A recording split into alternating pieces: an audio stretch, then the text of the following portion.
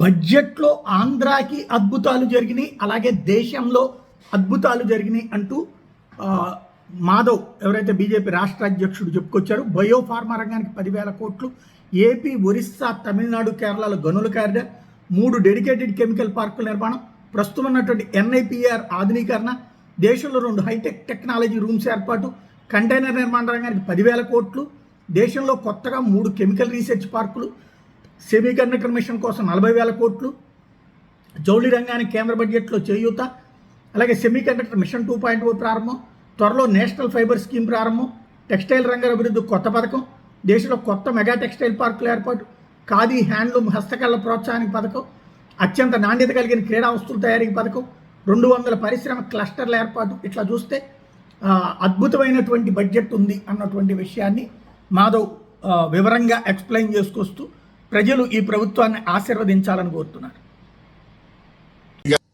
అందరికీ నమస్కారం. ఈరోజు నిర్మలా సీతారామన్ గారు ప్రవేశపెట్టిన ఆవిడ హయాంలో 9వ వార్షిక బడ్జెట్ ఏదైతుందో నిజంగానే వాళ్ళ ఒక అద్భుతం. దేశాన్ని ఆత్మ నిర్భర్ వైపు పరిగెట్టించటం, వికసిత భారతం 2047 కల్లా పూర్తి చేసే దిశగా అడుగులు వేయటం, స్వదేశీ స్వావలంబన దిశగా అడుగులు వేయటం, ప్రపంచంలో అన్ని దేశాలకు కూడా దిశ చూపించే విధంగా ఈరోజు మన బడ్జెట్ ఉంది అంటే అతిశయోక్తి కాదు. ప్రధానమంత్రి నరేంద్ర మోడీ గారి ఏదైతే ఆలోచనలు ఉన్నాయో వాటన్నిటినీ సమీకృతం చేసి ఇవాళ ఒక అద్భుతమైన బడ్జెట్ని దేశం ముందు పెట్టడం జరిగింది.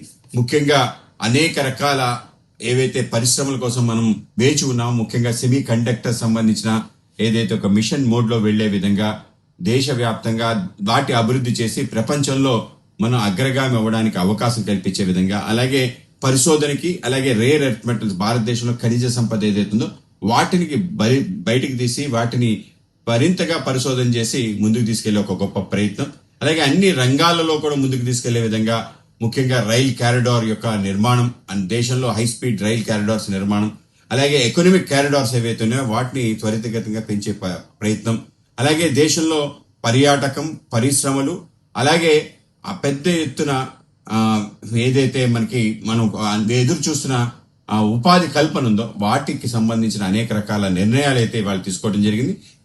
ఈ బడ్జెట్ కీలకం కాబోతుంది భారతదేశం ఒక అభివృద్ధి చెందిన దేశంగా మారడానికి.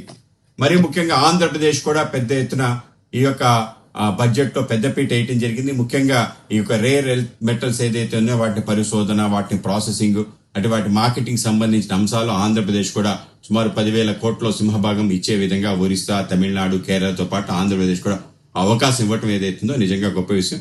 అలాగే ఆంధ్రప్రదేశ్ సంబంధించి అనేక రకాల కొత్త కొత్త ఆలోచనలు ఏవైతే తీసుకురావడం జరిగింది. ముఖ్యంగా అధిక దిగుబడి కలిగిన వ్యవసాయంలో ఏవైతే హై వాల్యూ ప్రొడక్ట్స్ ఉన్నాయో వాటికి మరింత ఊతమిచ్చే విధంగా కొబ్బరి, అలాగే కోకోవాకి ఊతమిచ్చే విధంగా ఒక గొప్ప ప్రయత్నం జరుగుతుంది.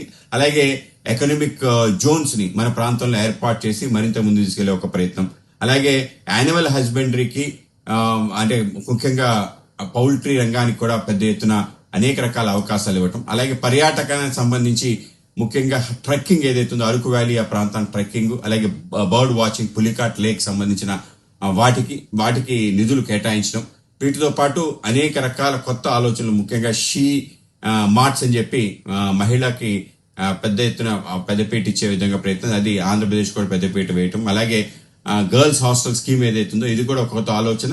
మన ప్రతి జిల్లాకి ఒక గర్ల్స్ హాస్టల్ ఏర్పాటు చేసుకున్న కారణంగా ఉన్నత విద్య అభ్యసించడానికి కొత్త అవకాశం కలగటం, అలాగే ముఖ్యంగా సీ ప్లేన్ యొక్క లాంచింగ్ కూడా ముఖ్యంగా అమరావతి నుంచి శ్రీశైలం వరకు ఒక ఎయిర్ ప్లేన్ ని త్వరితగతిన ఏర్పాటు చేయటం, దేశంలో అనేక రకాల కారిడార్స్ ఏర్పాటు చేసి ఈ విధంగా సీ ప్లేన్ ద్వారా త్వరితగతిగా పర్యాటకులు వెళ్లే విధంగా ఒక పెద్ద ప్రయత్నం చేస్తున్నారు. అలాగే కంటైనర్ మ్యానుఫ్యాక్చరింగ్ క్లస్టర్ కానీ, అలాగే మున్సిపల్ బాండ్ స్కీమ్ ఏదైతే ఉందో అది, అలాగే ఆయుష్ సంబంధించిన, టూరిజం సంబంధించిన అనేక రకాల కొత్త ఆలోచనలు తప్పనిసరిగా ఆంధ్రప్రదేశ్ కి పెద్ద ఎత్తున ఊత ఇవ్వటం జరుగుతుంది.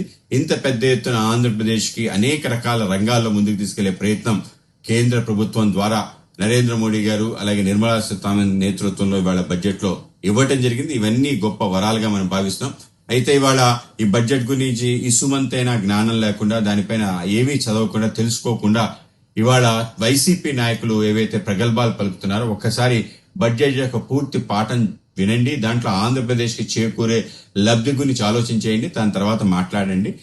కేవలం బడ్జెట్ పైన విమర్శలు చేయటం తగదని చెప్పి ఒక్కసారి మనకి పెద్ద ఎత్తున ఊత ఇచ్చే విధంగా ఇవాళ బడ్జెట్ ఉంది. ఆ విధంగా కేవలం ఆంధ్రప్రదేశ్ కాదు, దేశ యావత్తు అనేక రంగాల్లో ముందుకెళ్ళడానికి ఒక బడ్జెట్ ఉపయోగపడుతుంది.